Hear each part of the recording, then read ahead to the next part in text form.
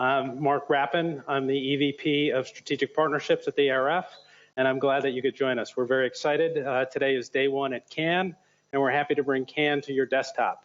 Today we'll be talking about how we meet the consumer on their terms and how we win in the personalization era. We have great speakers for you today from IRI and Spotify. Just going back to the original research that was done at the ARF and released at Rethink and Audience Measurement, it's helping us sort of redefine what media is. And if you think about how you could watch 60 Minutes today, if you go online, there's dozens of ways that you could watch 60 Minutes. 2 of them are in fact illegal, but people are still doing it. But that's the world we live in. One of the things that we found from our research is that as we looked at over 5,000 brands and over $300 billion of advertising, the more platforms you add, the more ROI, the more return you're going to get from those platforms. And it's not about reducing your budgets to add more platforms. It's about incrementally adding platforms. And we're seeing a lot of money left on the table with people that are not using advertising as an investment, but treating it like an expense.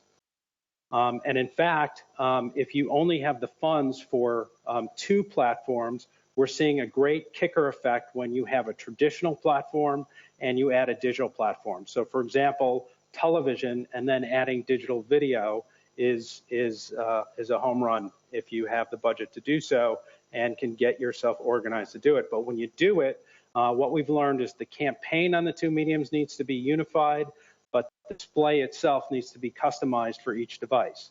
So again, you need a unified campaign across TV and digital video, and then you need to customize that output to the device. Today's challenges are all around customization, and in fact, as we talk about the personalization era today, customization is going to be key. We've also talked about how we look at the priming of messages and how we sequence them, and the importance of context and having your content in the right place. Timing is everything. So today we have Shrishti Gupta from IRI.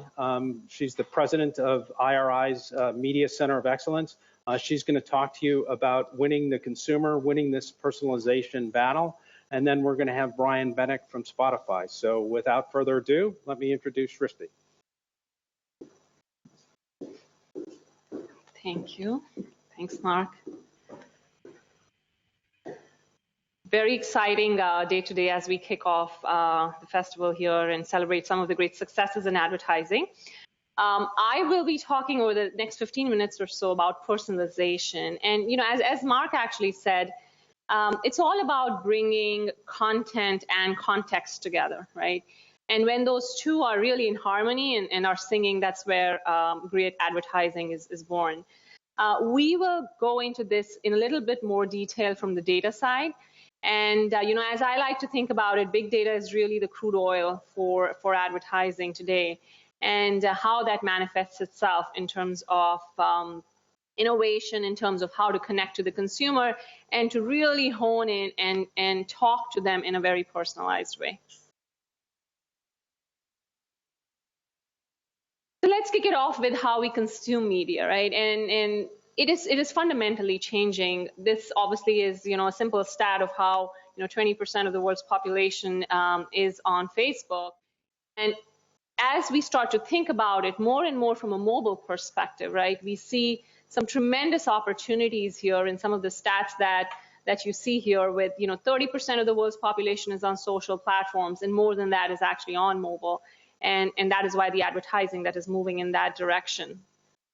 But then what has happened over the past few years, we have seen more than a 43% increase in mobile advertising revenue.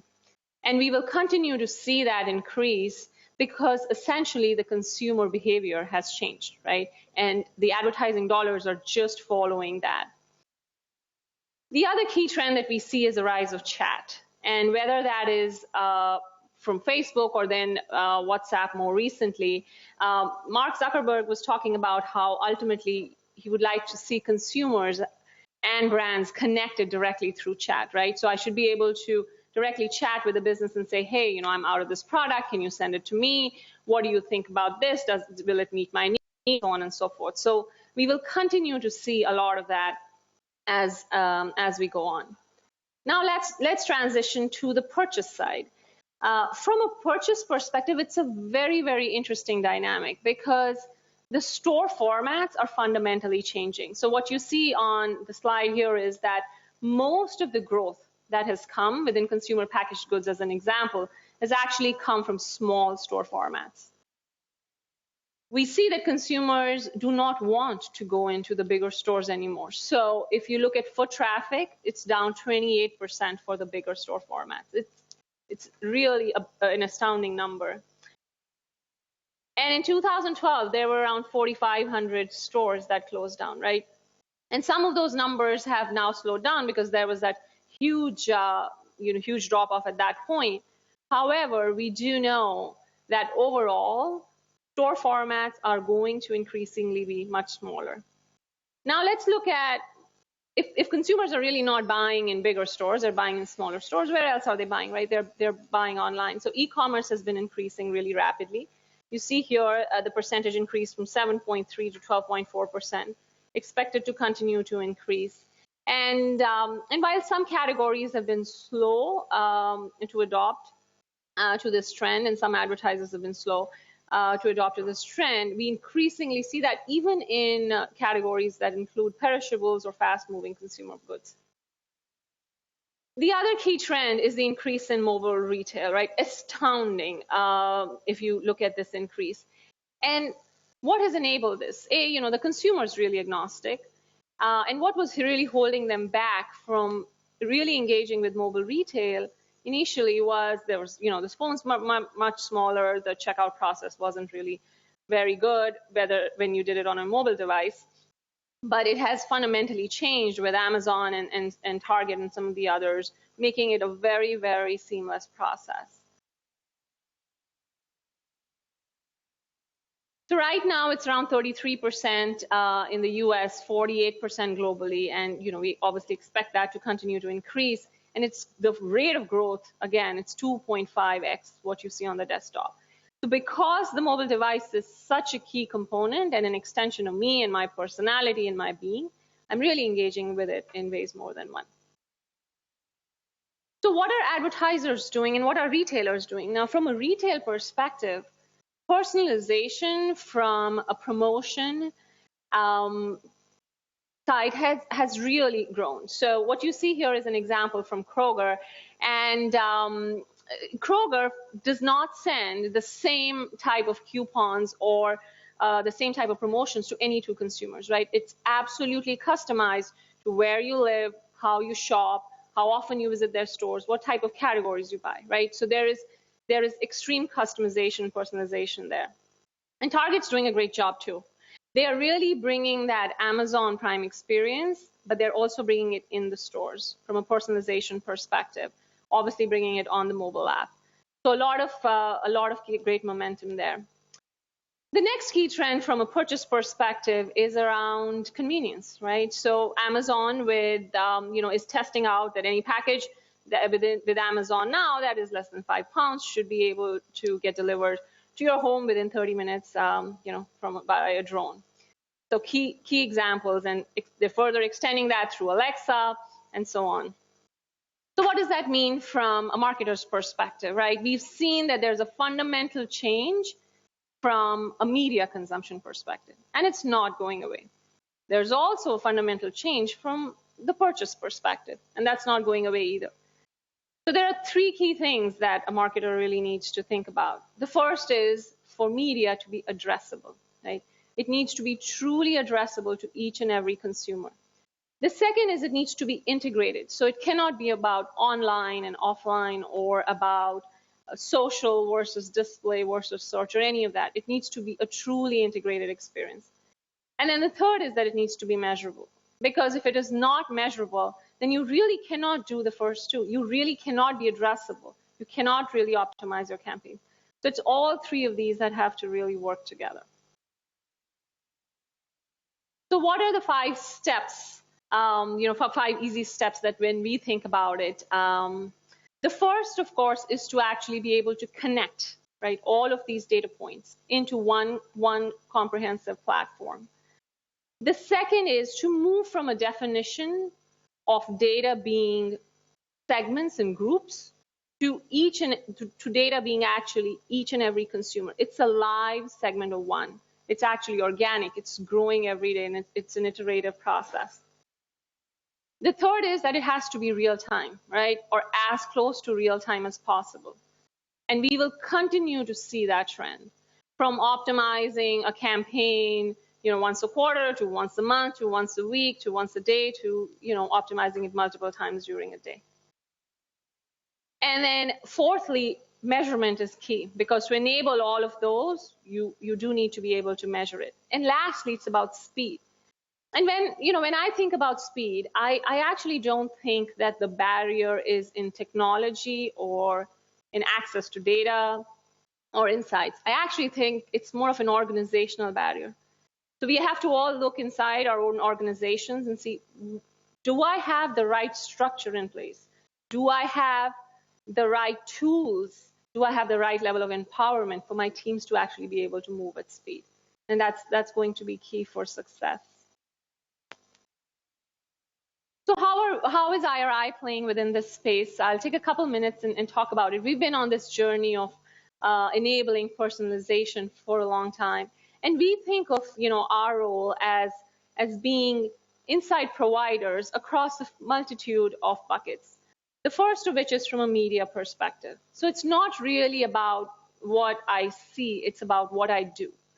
So my behavior and how I buy, how I shop is really a key component as far as personalization is concerned.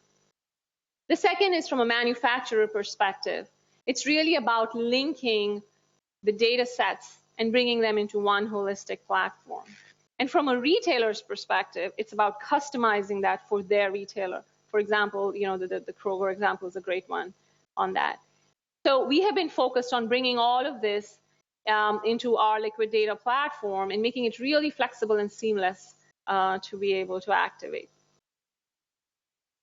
And if you start to peel the layers, it's really simple, right? It's about assembling a data cloud that's very comprehensive, layering it on with a data science layer so that I can actually do something with the data, but then creating applications that go all the way from planning to activation and then finally to measurement that helps the marketer really address all of those key components. So with that, I like to wrap it up, but as I said at the beginning, I think personalization is so key and so important, especially in today's era when we talk about ad blocking, when we talk about the consumer really being nuisanced by advertising that is not relevant. But to enable that, it is about bringing the right content and the context together in an environment that is flexible, that is real-time and measurable. Thank you. All right. Okay. I'm all set. Yes, thank you. Yeah, thank you, Mark. Thank you, Shrishti. And hello, everybody from Cannes. I guess I should say good morning. Some great insights from Shrishti on a lot of items that we're talking to agencies and brands about here in Cannes. Two of them I think are particularly relevant and interesting to today's discussion. One is this quick mobile shift that we're all experiencing now from what had been a desktop environment to really a mobile environment. The pace of that is, I think, shifting a lot quicker than any of us thought, and it's having some real profound implications on the digital ad community, because how you segment audiences, how you target audiences, that has all changed very much from what had been this sort of cookie-based environment on desktop, and being able to behaviorally target users and consumers. All that falls by the wayside in mobile. So I'm going to touch on a little bit of how Spotify thinks about this in a minute. I guess the other big item that Shrishti mentioned that I think is particularly important is how data and insights are informing decisions, investment decisions in particular, on behalf of brands and agencies. This big data game, we all hear that term used, has become sort of table stakes when talking to agency holding companies and to brands. So we're spending a lot of time here in Cannes over the next few days sharing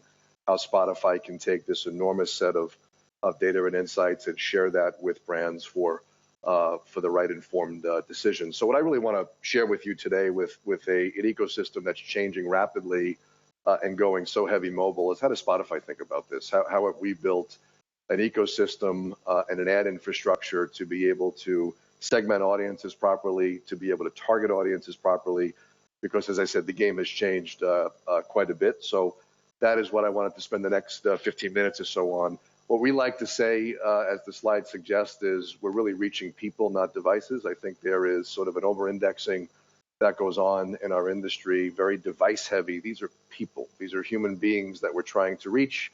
These human beings have moods and emotions, and they're in certain activities. So if you can capture that and serve them relevant messaging, I think that's that holy grail of the right message at the right moment at the right time. So we spend a lot of time at Spotify thinking about this.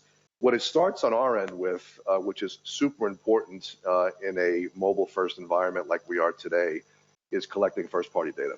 So this idea of having fully logged-in users, and every action that's taken on Spotify is connected with a logged-in user. So like we like to say, it's 100% authenticated audience. These folks are connected all day, not necessarily just in mobile, but particularly when they go to office and work environments, they're back on desktop. They might go to a tablet. They might go back to mobile at the end of the day during a workout. So to be able to follow that user and all of the actions and behaviors associated with that user through first-party data is super important. So this really informs everything that we do at a fundamental level at Spotify, just having that 100% authenticated audience. And it really allows us to follow these users throughout the day. And follow becomes an intimidating term, but there's so many actions being taken in the morning, perhaps when they go for a run and want to listen to music. As I said before, when they get into the office and perhaps they fire up their desktop or their laptop, they want to consume Spotify there. In the afternoon, maybe late afternoon after work, they want to go for a run back on the mobile device. And then perhaps when they're on the couch at night, they just want to fire up their tablet and listen to their favorite playlist. These are all different use cases and environments by which Spotify is being consumed. Without that first-party data and without that fully logged-in audience, we cannot track exactly which playlists are being fired, which artists are being consumed, what mood, activity, and moment that they might be in. So very important part of the mix. And it really tells us fundamentally a few things. Who are these people, right? Age and gender, geography. So this idea of location, age, and gender gives us a lot of information to fundamentally start a conversation with a brand or an agency. Two, what are they listening to? There is a lot that you can glean from people around music that they listen to. You'd be very surprised. So we have a huge music intelligence engine inside of Spotify that really allows us to form what's called taste profiles on all 100 million active users that we have around the globe. So you take all this wonderful first-party data that we collect, all the music intelligence, and it really starts to form a profile of every one of our users. And it becomes magical when you can then bucket and trunch those profiles for brands to be able to activate. And third is, when and how are they listening? So what time of day? Is it morning? Is it afternoon? Is it evening? What day part are they in? What platform are they using? As I mentioned before, mobile, desktop, tablets, these are all active environments that our consumers are listening or in a new use case, viewing videos on Spotify. So that first-party data, super fundamental to what we do, and in a mobile-heavy environments become, again, very much table stakes. I mentioned this before, streaming, whether it's audio or in our case music, is this whole new generation that's formed kind of the streaming economy. And the way the streaming economy and the streaming users consume media has very different from sort of the analog and linear models. There's a lot of insights that we can glean around moods, moments, and activities with this streaming audience, way beyond just gender, age, and location. So now a story starts to develop with all the first-party data, all the music intelligence, and now we can start having fun with some of our partners. We have what's called a DMP, a data management platform. So this is really a repository where all of these data sets can come together and you can start mixing and matching some exciting things on behalf of your clients. So what we're finding is a lot of brands are starting to build and have built a very healthy CRM of their own. So they've got a massive database of their consumers. email addresses, newsletters, and beyond. And what they ask for a lot from first-party providers like Spotify is, let's do a data match. Let's find out, for example, how is the Samsung consumer, how are they behaving on Spotify? How is the Macy's consumer? What are they doing on Spotify? So that really begins a conversation for us. But if we can do a responsible data match, which we're doing quite a bit now, and with having a DMP, in our case, we use Crux, which works with a number of data providers like Axiom and DataLogic and others on the screen right now. We're able to do these informed data matches that can tell us exactly how the brand's consumers, what they're doing on our platform. So just think about what if we can go back to some of those brands I mentioned, Macy's or a Samsung, give them idea of what those consumers are doing on Spotify, how that then can inform creative, how that can inform frequency of messaging, just whole new ball game from where we were before in an analog or linear world. In terms of third-party data, this gets to be a lot of fun, because now we can, as I said before, music intelligence can glean a lot about people, but it can't tell you everything. So having the first-party data is great. Having all the music intelligence, being able to do second-party data matches, all good. But let's say we have a client that wants to reach car buyers or folks that are in the market to buy a car. Hard to really tell from first-party data and even from music intelligence. It's hard to segment car buyers. So working with a DMP like Crux allows us to bring in that third-party data and layer it in again. So now we've got age and gender and location and taste profiles, and now we're bringing in third-party data from partners like Crux that are able to give us segments, really meaningful scaled segments that we can now talk to our brand partners about. And again, the story starts to get a lot more informed and a lot more details. A lot of this goes back to the personalization story that was just told, right? We've become a very personalized service for a lot of our users. It used to be Spotify was just search and play in the beginning 4 or 5 years ago. We've moved to curation, and now we've moved to personalization. So when you have all that in place in a mobile-first environment, data and insights become really the core part of the story. So how we package this, how we share this with our partners, really critical now to having a meaningful conversation again, with brands and agencies. So just try to layer in this story here. So just sort of an example here is being able to talk to one of our partners about this first-party data, this declared age and gender, super important. What we can then do with the Crux data is enhance those segments. Now we can start talking about household income, ethnicity, education. So we start putting a story together, which is really interesting for a lot of our brand partners with respect to these enhanced demographic profiles. Sort of think of it as what we used to be able, and I guess in many ways still able to do in a cookie-based environment on desktop, which has become very difficult to impossible to do on mobile. We can now replicate that type of environment here on mobile. So it's very important, though, that you have a DMP, first-party data, and all working at the same time. And then we can get into a lot of different interest groups with the third-party data from Crux. So entertainment segments, auto segments, fitness enthusiasts. These are the folks that our brand partners want to reach. They want to be able to segment the 100 million active users globally on Spotify. We want to be able to really drill down on the target audience that our brand partners are looking for. The only way to do that, again, is through working with partners like Crux. So here's an example on your screen real quick with hybrid auto shoppers. Wanted to give you a very detailed look at a segment that actually auto is a high-flying segment on Spotify. A little over-indexed on female, very much indexed on the younger segment.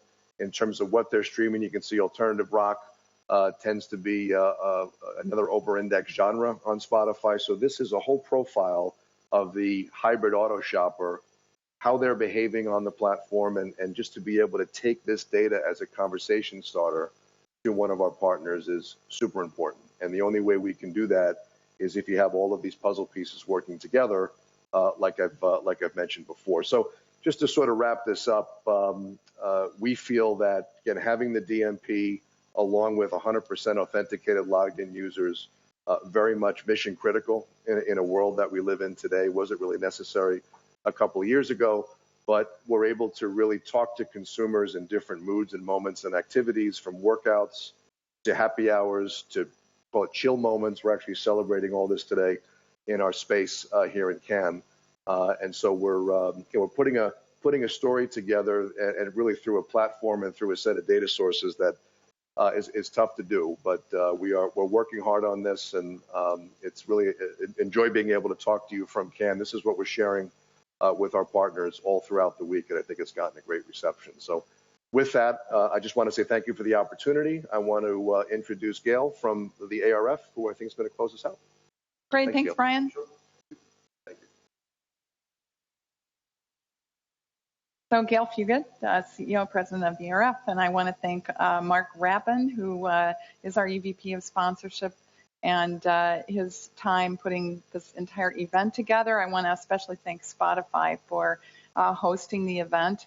And then I really want to thank Shrishti and Brian for giving these amazing presentations. You may think Cannes is a bit of a boondoggle, but actually we've worked very hard today doing a number of executive interviews. More importantly, it's really a great pleasure to bring important solutions like you've just seen. I want to just highlight a couple of things. First of all, both of these organizations are bringing forward new fully integrated data management platforms, which, really advertisers currently are being challenged to put their own DMPs together. And so I just want to really give a shout out to organizations like IRI and their partners, and Spotify and their partners for their willingness to integrate all the parties and all the partners that they are able to connect together. It's really important. It's breaking down walled gardens. It's the kind of behavior in the industry that we really appreciate. I want to highlight two things, one from each presentation. First, I want to highlight Brian's encouragement of people, not devices. We know that we need to be meeting consumers on their own terms, and we now have the technology to be able to do that, but really it's a mindset. It's not just about technology, it's a mindset, and it's a skill set inside of organizations. And I want to close by reiterating the point that Shrishti made, is ask yourself if you're organized right to take one platform and drill down and create decisions off of that platform, or if you're still thinking about buying different pieces of information for different parts of decisions. And clearly the industry is trying to bring forward great solutions for all of you. It's my pride to be at the ARF leading, bringing these solutions to all of you, our members and others that may be watching. And we just want to really thank you for your time, and send any questions, conversations, encouragement, and any other solutions you have our way. And I'm sure Mark will be happy to set up another webcast. Thank you very much.